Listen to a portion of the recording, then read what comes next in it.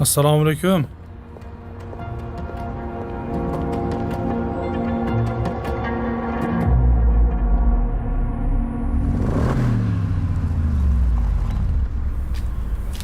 Qo'y. Aha.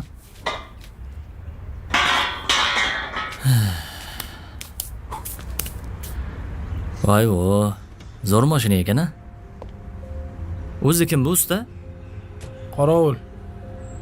Assalomu alaykum. Assalomu alaykum.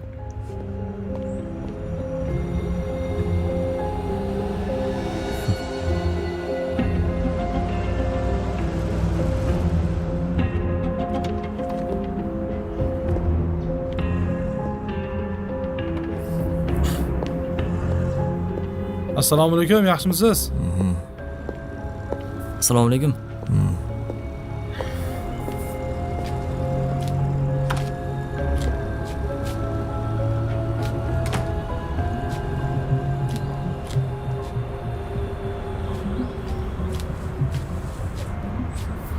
Ha, shogird. Sayt aka. O'zi kim o'zi bu? Bu rahmatli qorovulning o'g'li yosh qorovul. Ha, anu kattakon qo'riqlaydimi? Ha, yo'q. Bu boyliklarni, millionlab dollarlarni, o'nlab hashamatli uylarni, o'zi minishga hech qachon vaqti bo'lmaydigan qimmatbaho mashinalarni, o'zi umuman rizqi bo'lmagan narsalarni qo'riqlaydi. Ochig'i tushunmadim sizni. Menga qara shogird.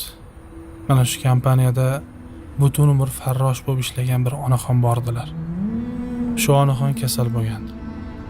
Operatsiyaga xo'jayindan biroz pul so'raganda, o'zimga ham pul kerak, o'zimga ham pul yetmayapti deb bermadi. Operatsiya qildira olmasdan o'lib ketdi onaxon. Mayli uka, lekin men so'rayotgan narsa bilan buning nima aloqasi bor? Menga qara. Odam bolasi molim deydi.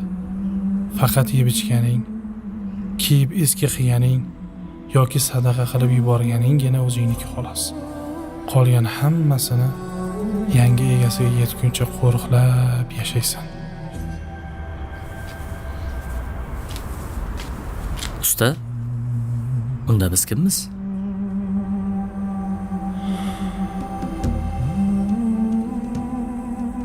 Bilmadim.